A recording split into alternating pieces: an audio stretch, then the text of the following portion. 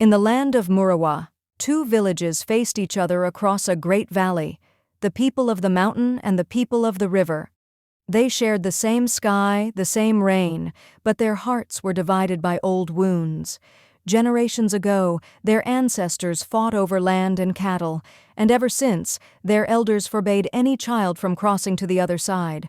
But love doesn't follow rules. One morning, a young man named Tendai, from the river village, went hunting near the foot of the mountain. As he followed a trail of guinea fowl, he heard a soft voice singing above him. When he looked up, he saw her, Ruva, the daughter of the mountain chief, standing beneath a baobab tree, her red cloth glowing in the sunrise. For a moment, Tendai forgot how to breathe. Her song felt like wind through tall grass, soft and endless. Their eyes met, and in that single heartbeat, something ancient and forbidden was born. The next day, he returned, and the day after that. Each time they met under the same baobab, where laughter drowned out fear and love grew like roots beneath the earth. But love leaves footprints. One evening, Ruva's cousin saw her sneaking away. When he followed her and saw Tendai's face, he ran home shouting, "She's with one of them!"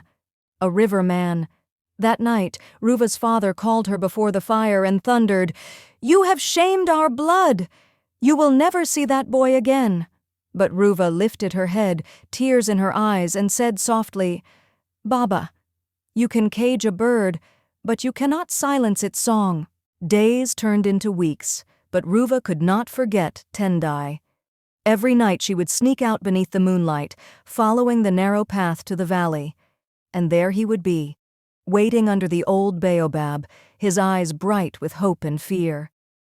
"They watch me," Tendai whispered one night. "If they find me here, they will kill me." Ruva touched his face and said, "Then let them come. I would rather die in truth than live in fear." Their love grew stronger, burning quietly like a hidden flame, but in the shadows, eyes watched. One evening, as the lovers met by the river, Ruva's father and his warriors surrounded them. Torches lit the night, and the air filled with shouts. "You disgrace our name!" the chief roared. "You will marry the man I choose." Tendai stepped forward, his voice shaking but strong. "I love her. My blood is clean. My heart is true. You can bind my hands, but you cannot chain what the gods have blessed." The chief struck him to the ground.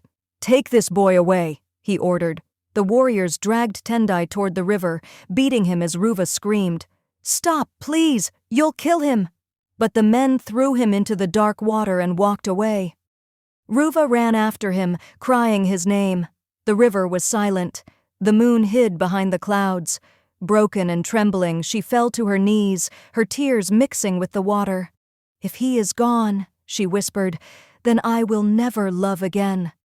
But as the first light of dawn touched the river, something moved. A hand rose from the water. Tendai gasped for air, coughing, alive. The river had spared him. When Ruva saw him crawl onto the shore, she knew their love was not ordinary. It was protected. It was chosen.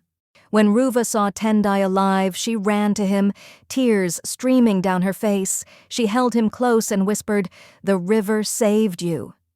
The ancestors are with us." From that moment, she knew their love was no longer just theirs. It was a sign. But back in the village, the chief's anger burned hotter than fire. He sent his men to search for Ruva, swearing that if he found her with Tendai again, both would die before sunrise. That night, thunder rolled over the mountains, and lightning struck the baobab tree, the very place where the two lovers had first met. The villagers took it as a warning from the spirits, but Ruva's mother, who still believed in love, said softly, "Maybe the ancestors are not angry. Maybe they are watching." As the storm raged, Ruva and Tendai returned to the baobab, now split and smoking, and there they held each other, refusing to run anymore. "If we die," Ruva said, "we die as one." But just before dawn, something strange happened. The sky cleared, and from the broken trunk of the baobab came a glow, soft and golden. The chief and his warriors arrived, ready to strike, but when they saw the light surround the two lovers, they froze. The wind carried a voice, deep, ancient, and powerful. You fight over blood that flows from the same earth. You forbid love that was written in the stars. Let this union remind you, love is the bridge that even death cannot burn. The ground shook. The baobab closed around the lovers, wrapping them in light, and when the glow faded, they were gone. In their place stood a new tree, tall and strong, its bark marked with two hearts joined together. From that day, the two villages ended their hatred. They shared the same river, the same songs, the same prayers, and every year when the wind blew through the valley, the people said, "Listen, that's Ruva and Tendai, still whispering to each other beneath the baobab.